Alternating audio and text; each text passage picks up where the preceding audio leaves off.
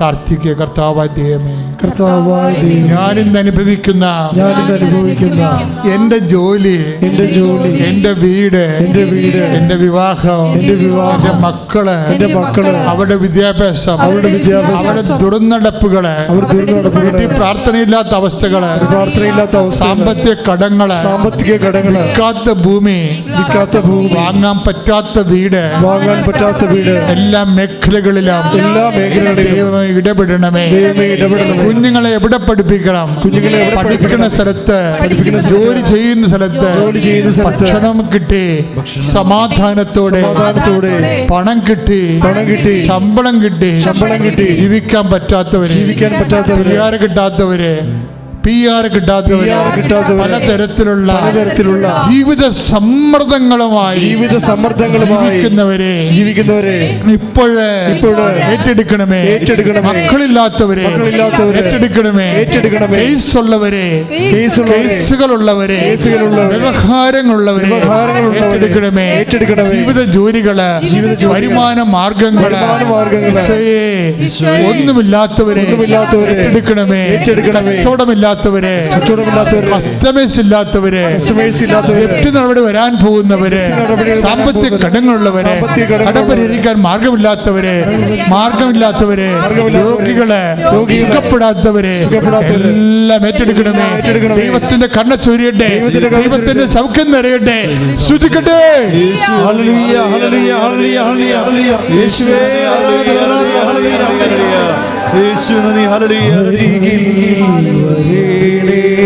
സദയം തുടരണേ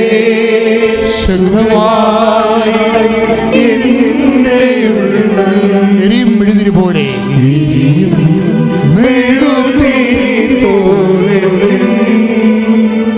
ഹൃദയം ഉരുകും നേരം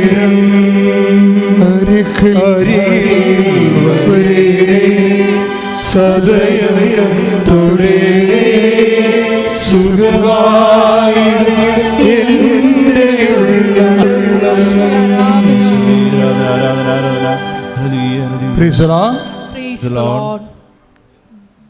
മുട്ട നിൽക്കുക.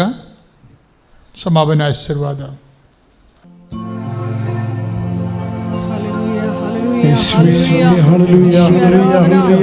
എല്ലാ ഉടമ്പടി മധ്യസ്ഥതയില് ദിവികാരുണ്യനാഥന്റെ മുന്നിൽ സമർപ്പിക്കുന്നു. എല്ലാവരെയും ഇതിന്റെ പ്രത്യക്ഷീകരണത്തിന്റെ സാക്ഷികളായി പ്രാർത്ഥിച്ചുകൊണ്ട് ശിരസ് നമിച്ച് നമുക്ക് ആശീർവാദം സ്വീകരിക്കാം. ഹല്ലേലൂയ, ഹല്ലേലൂയ, മഹത്വം, മഹത്വം, ആരാധന, ആരാധന. ഹല്ലേലൂയ, ഹല്ലേലൂയ,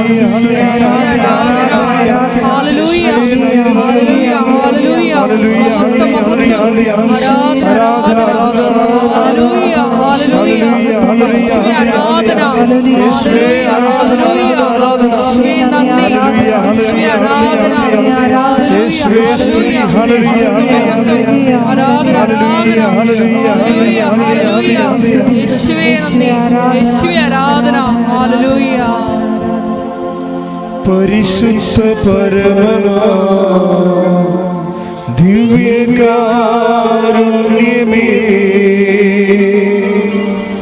എന്നുമെന്നും അങ്ങേക്കാരാധന. പരിശുദ്ധ പരമനാ ദിവ്യകാരുണ്യമേ എന്നുമെന്നും അങ്ങേക്കാരാധന.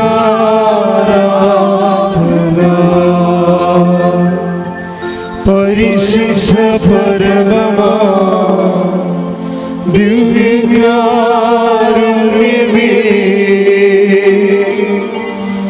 എന്നുമെന്നും അങ്ങേക്കാരാധന. അപ്പോൾ അഡ്വാൻസ് കൊടുത്തുകൊണ്ടിരിക്കുന്ന സമയത്ത് ഞാൻ ഡെയിലി ബ്രെഡ് കേട്ട്, അഡ്വാൻസ് കൊടുത്തവിടെ പോകാൻ തീരുമാനിച്ചിരിക്കുകയാണ്. അപ്പോൾ ഞാൻ ഡെയിലി ബ്രെഡ് കേട്ട്. ഡെയിലി ബ്രെഡിൽ അച്ഛൻ പറയുന്നുണ്ട്, ബാലാവിൻ്റെ കഴുതയെക്കുറിച്ച് പറയുന്നുണ്ട്.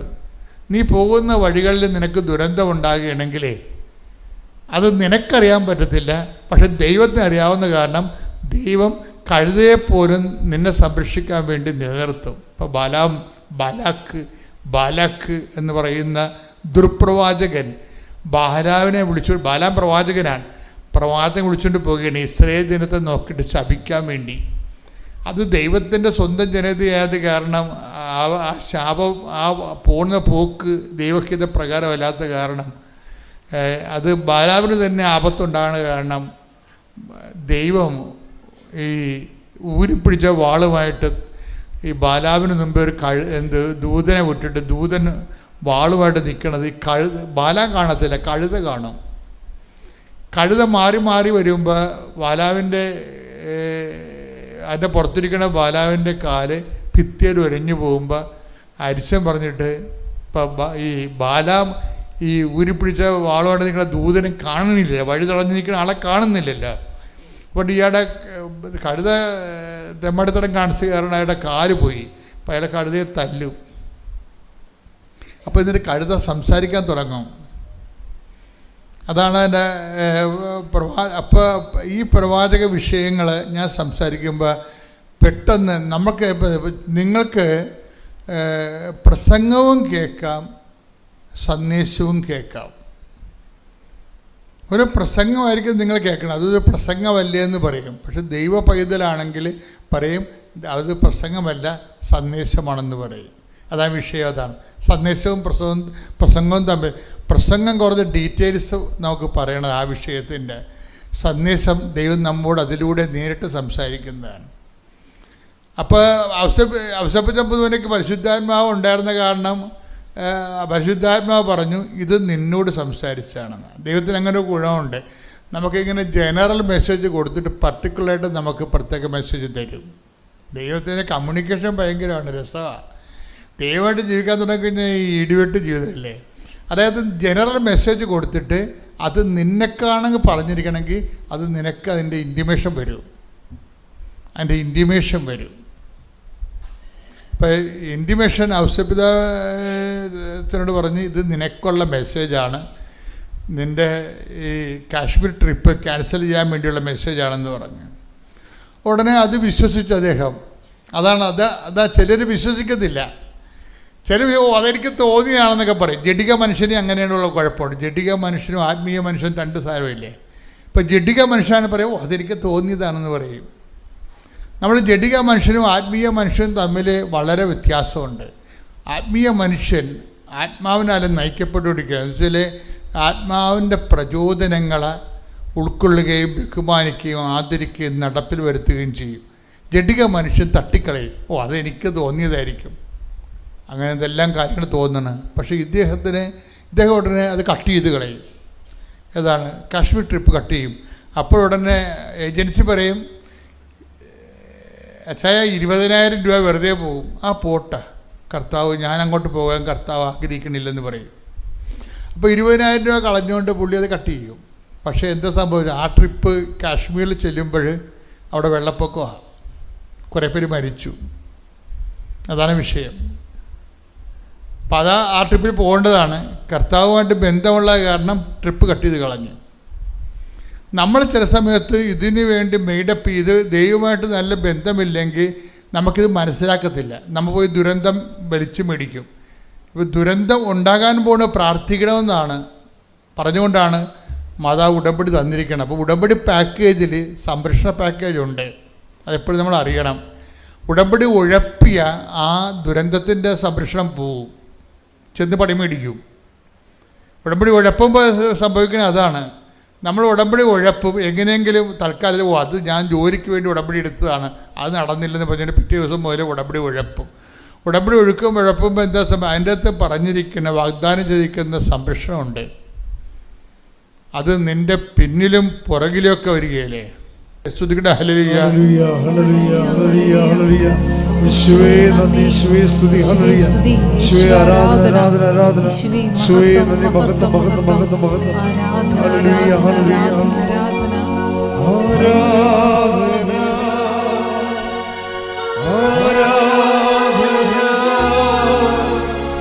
യേശുവേ ആരാധന. ഐശയ്യ 52:12.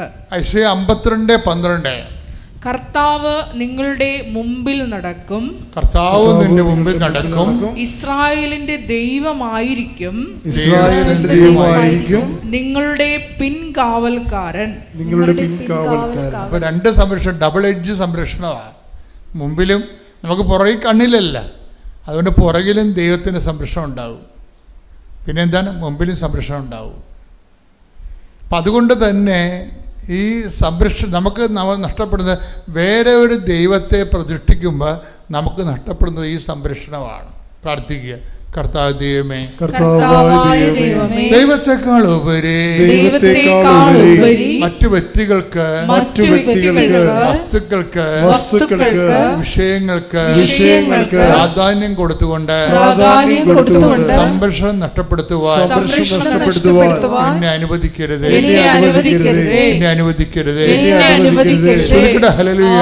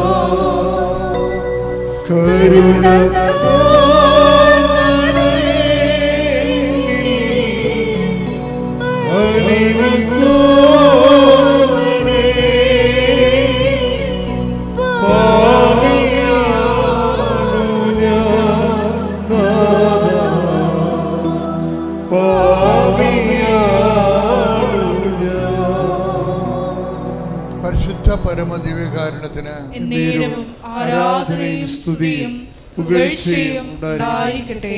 സംരക്ഷണം മാത്രമല്ല, എല്ലാ അത് ഇപ്പോൾ ഈ ഇദ്ദേഹത്തിൻ്റെ സാക്ഷ്യത്തിൽ പറയുന്നത്, നമ്മൾ സാക്ഷ്യം അപ്പിടണം നോക്കിക്കണേ. സാക്ഷ്യപ്പെടുന്നത് അദ്ദേഹം വാങ്ങിച്ച പുതിയൊരു സ്ഥലത്ത് വലിയ ഉയരമുള്ള ഒരു അകലെ, ആ സ്ഥലത്തിന് നടുവാണ് ഒരു പഴയ വയസ്സന് ആഞ്ഞിൽ നിൽക്കുക. അപ്പോൾ ഇത് കാറ്റത്ത് എങ്ങാനും ചുവട് പറഞ്ഞ് വീഴുകയാണെങ്കിൽ ഇങ്ങൻ്റെ വീട് കുറച്ച് 10-20 മീറ്റർ അകലെയാണെങ്കിലും ഇത് ചാഞ്ഞ് നിൽക്കുന്ന സംഭവമാണ്. ഇത് വീണ് കഴിഞ്ഞാൽ ഇയാളുടെ പെരയെ വന്ന് വീഴും. പക്ഷെ ആ മനുഷ്യനോട് വെട്ടാൻ പറയാൻ പറ്റത്തില്ല. എന്താ കാര്യം? അദ്ദേഹത്തിൻ്റെ പറമ്പിൽ നടുക്ക് നിൽക്കണ ആഞ്ഞിലിയാണ്, ഇതുമായിട്ട് ബന്ധമില്ല. ശരിക്കും വെട്ടാൻ പറയാൻ പറ്റത്തില്ല. എന്നാലും പുള്ളിക്കാരൻ പേടിച്ച് കിട്ട് വെട്ടാൻ പറഞ്ഞു. അപ്പോൾ അത് പറഞ്ഞ്, അത് നിങ്ങളുടെ തലയെ വന്ന് വീണിട്ടില്ലല്ല, വീണ മുമ്പ് ഇങ്ങനെ ഗസ് ചെയ്തിട്ട് ഇത് വീഴുമെന്നും പറഞ്ഞുകൊണ്ട് ഗസ് ചെയ്തിട്ട് എൻ്റെ പുരയിടത്തിലെ വസ്തു എങ്ങനെയാണ് ഞാൻ കളയണത്, അതിന് റൈറ്റ് നിങ്ങൾക്കില്ല, അതുകൊണ്ട് ഞാൻ ചെയ്യത്തില്ല, ബ്ലോക്കാവും. ഇപ്പോൾ ഈ ബ്ലോക്ക് ജീവിതത്തിൽ ജീവിതം ഉടമ്പടിയെ സംബന്ധിച്ചിടത്തോളം നിങ്ങളെ കാണുന്നത് ജീവിതത്തിൻ്റെ സ്വാഭാവിക യഥാ വിഷയങ്ങളല്ലേ, അതിനെ എങ്ങനെയാണ് വചനവുമായിട്ട് ലിങ്ക് ചെയ്യണമെന്നാണ് ഉടമ്പടി അന്വേഷിക്കുന്നത്. എല്ലാം ഉടമ്പടിയുടെ പരിധിയിൽ കർത്താവിൻ്റെ വചനത്തിൻ്റെ റഡാറിൽ വരുന്നതാണ് ജീവിതത്തിൻ്റെ ഓരോ സൂക്ഷ്മമായിട്ടുള്ള അംശങ്ങളും. ഒരെണ്ണത്തിന് കർത്താവ്, മറ്റതിന് RDO ആണെന്ന് പറയരുത്. അത് ഇപ്പോൾ പാർട്ടിക്കാരോട് ഇന്ന് പറഞ്ഞു, ചേട്ടാ ഈ ആഞ്ഞിന് വെട്ടണമെന്ന് പറഞ്ഞാൽ അവരോട് പറയും അത് RDOക്ക് പെറ്റീഷൻ കൊടുക്കണം, അതിന് വില്ലേജ് ഓഫീസിൽ പോയി വേണമെന്ന് പറയും. അതാണ് എൻ്റെ ലോകത്തിലെ നിയമം, അതാണ് നിയമം. അപ്പം അങ്ങനെ RDO വന്നാലും വെട്ടാൻ പറ്റത്തില്ല. കാര്യം ഇത് പറമ്പിൽ നിൽക്കുകയാണ്, അവരുടെ പറമ്പിൽ നടുക്കെങ്ങനെ നിൽക്കുന്ന സംഭവമാണ്. വല്ല അരികെ വല്ലതും ആണെങ്കിൽ നമുക്ക് പറയാം, ഗസ് ചെയ്യാം, ഇത് വീഴുമെങ്കിൽ ഇങ്ങോട്ട് വീഴും. അപ്പോൾ അവിടെ ഒരു കുഴപ്പമുണ്ട്.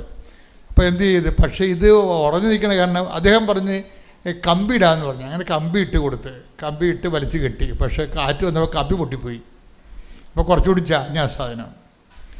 അപ്പോൾ രണ്ടാമത് ഉടമ്പടി പുതുക്കാൻ വന്നപ്പോൾ മാതാവിനോട് പറഞ്ഞു, മാതാവ് ഞാൻ വെക്കാൻ പോണത് ഇതാണ് ഒരു കാര്യം, ഈ പ്രാവശ്യത്തെ ഉടമ്പടി പുതുക്കാൻ പോകുമ്പോൾ ഞാൻ ആഞ്ഞിലിയുടെ കാര്യമാണ് വെക്കണമെന്ന് പറഞ്ഞു.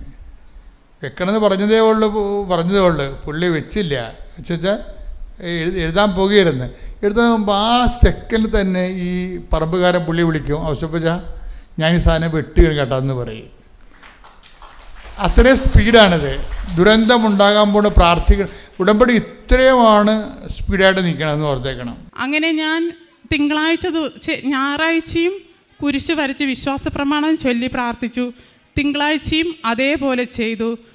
തിങ്കളാഴ്ച രാത്രി 3 മണിയായപ്പം അമ്മാവൻ ഭയങ്കര ബഹളം. അമ്മായി വിളിച്ച് പറയുന്നു, എന്താണെന്നറിയില്ല, പ്രസന്ന എൻ്റെ കാലിൽ എന്തോ തേച്ചു, എൻ്റെ കാൽ അനക്കാൻ വയ്യ, അവളോട് പറയണം മേലിൽ എൻ്റെ കാലിൽ ഒന്നും തേക്കരുതെന്ന്. കൃത്യം 3 മണി. ഞാൻ എഴുന്നേറ്റ്, ദൈവമേ ഇതെന്താ ഇങ്ങനെ പറയുന്നത്? നോക്കുമ്പോൾ കാലിൽ നല്ല നീര്, കട്ടിലേന്ന് അനങ്ങാൻ പറ്റുന്നില്ല. സാധാരണയായി നടന്ന് ലോട്ടറിയൊക്കെ വിറ്റുകൊണ്ടിരിക്കുന്ന അമ്മാവനായിരുന്നു. പിറ്റേ ദിവസത്തേക്ക് ലോട്ടറിയും എടുത്തുകൊണ്ട് വന്നു. എന്നിട്ട് എന്നോട് പറഞ്ഞു, നാളെ കച്ചവടം ചെയ്യാൻ ഞാൻ എങ്ങനെ പോകും, നീ എന്താ എൻ്റെ കാലിൽ തേച്ചത്? അപ്പം ഞാൻ ഈ വേഗം മുട്ടുകുത്തി കിടക്കപ്പായിന്ന് ചാടി എഴുന്നേറ്റ് മുട്ടുകുത്തി. പ്രദക്ഷിണ പ്രാർത്ഥന എൻ്റെ ഫോണിലുണ്ടായിരുന്നു. ഞാനിതിരുന്ന് കരഞ്ഞു ചൊല്ലി, അമ്മയുടെ തൈലം തേച്ചിട്ടാണ് ഈ വേദന എന്ന് പറയുന്നു. എൻ്റെ അമ്മേ, ആ കമ്പി എടുത്ത് കളയണം എന്ന അമ്മയുടെ നിയോഗമെങ്കിൽ അത് ഈ വേദനയോടെ തന്നെ എടുത്തു മാറ്റണം, അല്ല എങ്കിൽ ഈ വേദന ഉടനെ മാറ്റി കൊടുക്കണം. ഞാൻ പയ്യെ എന്നോട് പറഞ്ഞ തൈലമൊന്നും എൻ്റെ കാലിലൊന്നും തേക്കരുത്. ഞാൻ പയ്യെ എൻ്റെ തള്ളവിരലിൽ ഇത്തിരി തൈലവും ആ കാശുരൂപം എടുത്തുകൊണ്ട് പോയി മെല്ലെ ചോദിച്ചു, എവിടെയാണ് വലിച്ച വേദന? എന്നിട്ട് അവിടെയും കുരിശ് വരച്ചു. അമ്മയുടെ കാശുരൂപം തലേണയിൽ വെച്ചു. രാവിലെ ഇപ്പോൾ സഹിക്കാൻ പറ്റുന്നില്ല. ഞാൻ പറഞ്ഞു, ശരി നമുക്ക് ആശുപത്രി പോവാം. എന്നിട്ട് ഞങ്ങൾ ആശുപത്രി പോയതും അവർ അഡ്മിറ്റ് ചെയ്തു. പിറ്റേ ദിവസം ഒരുപാട് ടെസ്റ്റുകൾ കഴിഞ്ഞു. ചൊവ്വാഴ്ച ആശുപത്രി പോയി, ബുധനാഴ്ച ടെസ്റ്റുകൾ, വ്യാഴാഴ്ച സർജറിയിലൂടെ ആ കമ്പി നീക്കം ചെയ്തു. ഇപ്പോൾ ആ കാലിൽ നിന്ന് കമ്പി എടുത്തു മാറ്റി. കമ്പിയും ഒന്നും ഇല്ലാതെ ഇപ്പോൾ നടക്കാൻ ശ്രമിക്കുന്നു.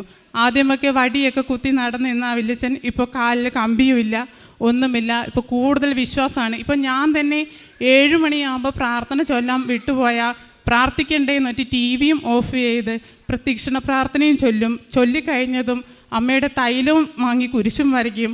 ഉപ്പും തേനും കൂട്ടി അത് എന്നും കൊടുക്കണമെന്നൊരു നിർബന്ധവുമായി. ആദ്യമൊക്കെ എന്നെ ഒത്തിരി വഴക്ക് പറഞ്ഞിരുന്നു, അതൊന്നും ഉപയോഗിക്കരുതെന്നുണ്ട്. അതിലൂടെ എൻ്റെ വെല്ലിച്ചനിലൂടെ അമ്മ മാതാവ് എനിക്ക് വെല്ലിച്ചന് സൗഖ്യം തന്നതിനോർത്ത് അമ്മയ്ക്ക് 1000 നന്ദി പറയുന്നു. അതുപോലെ തന്നെ ഞങ്ങളുടെ വീടിൻ്റെ അടുത്ത് ഒരു ചേച്ചിക്ക് ഒരു വളർത്തുനായ ഉണ്ടായിരുന്നു. അത് പെട്ടെന്ന് ഒരു ദിവസം തളർന്നു വീണ് കിടക്കുന്നു. അപ്പം ഞാൻ ചോദിച്ചു, ചേച്ചി നിങ്ങളുടെ വീട്ടിലെ നായ എന്തിയെ?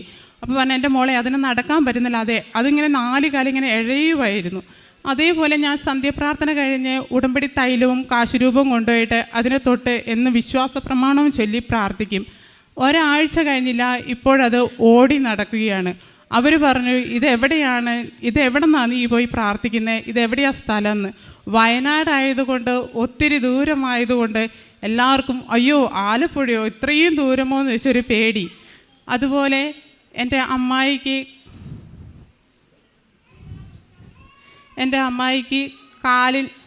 കാലിൻ്റെ ചിരട്ടയ്ക്ക് തേയ്മാനവും ഒരു കാലിൻ്റെ ചിരട്ടയുടെ ഉള്ളിൽ ഒരു 7 സെൻറ്റിമീറ്ററോളം വലിയൊരു മുഴ വന്ന് അത് ഓപ്പറേഷൻ ചെയ്യുകയും ബയോപ്സിക്ക് അയച്ചു കൊടുക്കുകയൊക്കെ ചെയ്തു.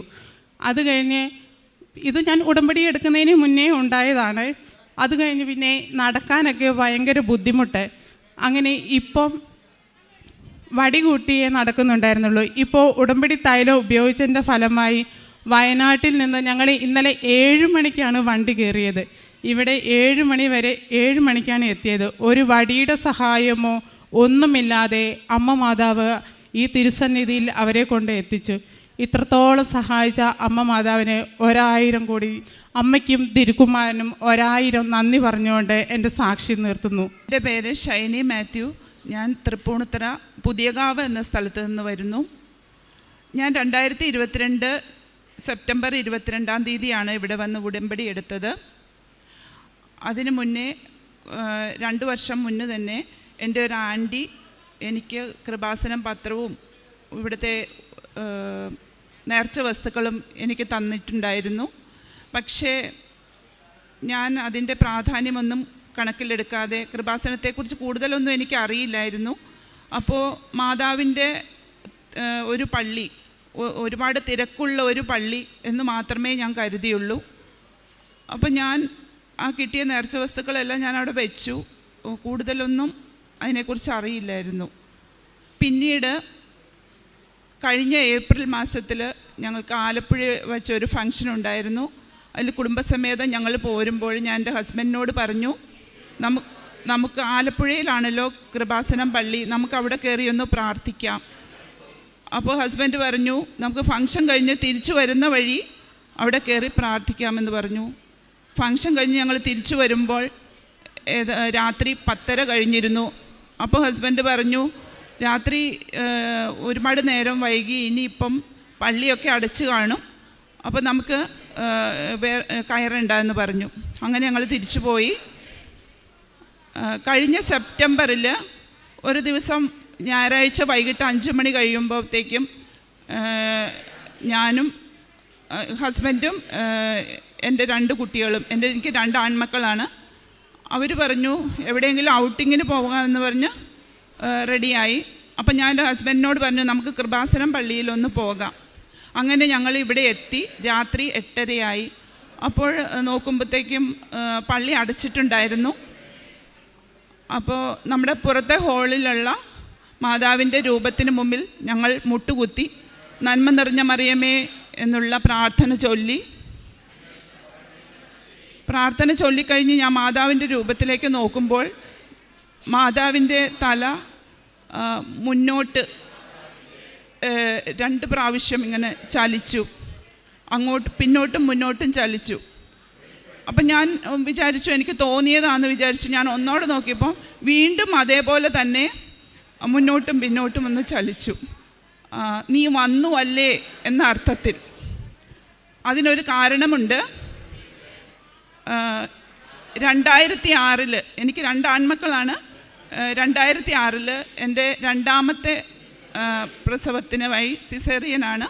മൂത്തയാളുടെ സിസേറിയനാണ്, 2ാമത്തേതും സിസേറിയൻ തന്നെ ആയിരിക്കുമെന്ന് ഡോക്ടർ പറഞ്ഞിട്ടുണ്ടായിരുന്നു. അങ്ങനെ ഞങ്ങൾ അഡ്മിറ്റായി. എനിക്ക് സിസേറിയന് വേണ്ടിയിട്ട് അനസ്തേഷ്യ തന്നു. ആ സമയത്ത് ഞാൻ അബോധാവസ്ഥയിൽ മാതാവിനെ കണ്ടു. ഇതാ ലോകത്തിൻ്റെ അമ്മ എന്ന് ഒന്ന് വലിയൊരു ശബ്ദവും, മാതാവിൻ്റെ മുന്നിലായി ഉണ്ണീശോയെയും കണ്ടു. അപ്പോൾ അതിനുശേഷം ഞാൻ കാണുന്നത് കടൽ തീരത്ത് ഒരു പിഞ്ചു കുഞ്ഞ് പെട്ടെന്ന് അവൻ്റെ ശരീരത്തിലേക്ക് ശക്തമായ വെളിച്ചം, ഇടിമിന്നൽ പിണർ പോലെ, വൈദ്യുത പ്രവാഹം പോലെയുള്ള ഒരു ശക്തിയും വരുന്നത് കണ്ടു. പെട്ടെന്ന് കുഞ്ഞ് ജീവൻ വെച്ച് ചലിക്കുന്നത് കണ്ടു. പിന്നീട് ബോധം തെളിഞ്ഞപ്പോൾ എന്നെ റൂമിലേക്ക് കൊണ്ടുവന്നു. രാത്രിയായപ്പോൾ, നേരം വെളുത്തപ്പോൾ എൻ്റെ മൂത്ത സഹോദരി, എൻ്റെ ചേച്ചി കുഞ്ഞിനെ കാണാനായിട്ട് വന്നപ്പോൾ അവൾ കുഞ്ഞിനെ കണ്ടപ്പോൾ തന്നെ എന്തോ ഒരു കണ്ണുകളിലൊക്കെ മഞ്ഞച്ച് ഇരിക്കുന്നതായിട്ട് കണ്ടു. പെട്ടെന്ന് ഡ്യൂട്ടി നേഴ്സിനെ വിളിച്ചു. നേഴ്സ് വന്ന് നോക്കിയപ്പോഴത്തേക്കും പെട്ടെന്ന് തന്നെ ഡോക്ടേഴ്സിനെ വിളിച്ചു. ഡോക്ടേഴ്സെല്ലാം വന്നു നോക്കിയപ്പോൾ സ്ഥിതി പ്രശ്നമാണെന്ന് കണ്ടു. അപ്പോൾ തന്നെ ബ്ലഡ് ടെസ്റ്റ് നടത്തി കുട്ടിയെ എറണാകുളത്ത് തന്നെയുള്ള ഒരു എല്ലാ സൗകര്യങ്ങളുമുള്ള ഹോസ്പിറ്റലിലേക്ക് മാറ്റി. അപ്പോൾ ഡോക്ടേഴ്സ് പറഞ്ഞത് RH ഇൻകോമ്പാറ്റബിലിറ്റി എന്നുള്ള കണ്ടീഷൻ മൂലം ബ്ലഡിൽ ബിലിറൂബിൻ കണ്ടൻറ്റ് ക്രമാതീതമായി ഉയരുന്ന ഒരു കണ്ടീഷനായിരുന്നു കുട്ടിയുടേത്. അപ്പോൾ ഞാൻ ഈ ഹോസ്പിറ്റലിൽ തന്നെയാണ് കുട്ടിയെ മറ്റേ ഹോസ്പിറ്റലിലേക്ക് കൊണ്ടുവന്നപ്പോൾ ഡോക്ടർ പറഞ്ഞത് നോക്കട്ടെ, ശ്രമിച്ച് നോക്കാം എന്ന് മാത്രം പറഞ്ഞു. അതിനുശേഷം ബ്ലഡ് ട്രാൻസ്ഫ്യൂഷൻ ചെയ്യണമെന്ന് പറഞ്ഞു. 2 പ്രാവശ്യം ബ്ലഡ് ട്രാൻസ്ഫ്യൂഷൻ നടത്തി. പിന്നീട് 15 ദിവസം ഫോട്ടോതെറാപ്പി ചെയ്തു. അങ്ങനെ ബിലിറൂബിൻ കണ്ടൻറ്റ് 15 വരെയേ ബ്ലഡിലാവുള്ളൂ. ന്യൂബോൺ ബേബീസിന് 18 വരെയൊക്കെ ആവാം. അതിന് മുകളിലേക്ക് ബിലിറൂബിൻ കണ്ടൻറ്റ് ഉയർന്നാൽ ബ്രെയിൻ ഡാമേജ് ഉണ്ടായിട്ട് കുട്ടിക്ക് വൈകല്യവും സെർബ്രൽ പാൾസി പോലെയുള്ള എല്ലാ വൈകല്യങ്ങളും ഉണ്ടാവാനുള്ള ചാൻസ് ഉണ്ട്. അവന് ബ്ലഡ് ട്രാൻസ്ഫ്യൂഷൻ നടത്തുന്ന സമയത്ത് ബിലിറൂബിൻ കണ്ടൻറ്റ് 48 ആയിരുന്നു. അപ്പോൾ ഞാൻ ഈ ഹോസ്പിറ്റലിലായിരുന്നു. തലേ ദിവസം ഞാൻ കണ്ട ദർശനത്തിൽ വെച്ച് ഞാൻ മാതാവിനോട് മുട്ടിപ്പായിട്ട്, ഞാനൊരു മാതാവിൻ്റെ ഭക്തിയോ ജപമാല കൃത്യമായി ചൊല്ലുന്ന ആളോ ആയിരുന്നില്ല. എങ്കിലും ഞാൻ മുട്ടിപ്പായി അന്ന് നന്മ നിറഞ്ഞ മറിയമേ എന്നുള്ള പ്രാർത്ഥന ചൊല്ലി പ്രാർത്ഥിക്കാൻ തുടങ്ങി. 15 ദിവസത്തിന് ശേഷം യാതൊരു കംപ്ലൈൻറ്റും ഇല്ലാതെ മിടുക്കനായ, ആരോഗ്യത്തോടു കൂടിയ, ബുദ്ധിക്കോ ഒന്നും ഒരു പ്രശ്നമില്ലാത്ത നല്ല ഐക്യമുള്ള മിടുക്കനായ ഒരു മോനെ എനിക്ക് മാതാവ് തിരിച്ചു തന്നു. അപ്പോൾ ഞാൻ എൻ്റെ ഹസ്ബൻഡിനോടൊക്കെ എല്ലാവരോടും ഓപ്പറേഷന് ശേഷം പറഞ്ഞിരുന്നു, ഞാനിങ്ങനെ മാതാവിനെ ദർശനത്തിൽ കണ്ടു,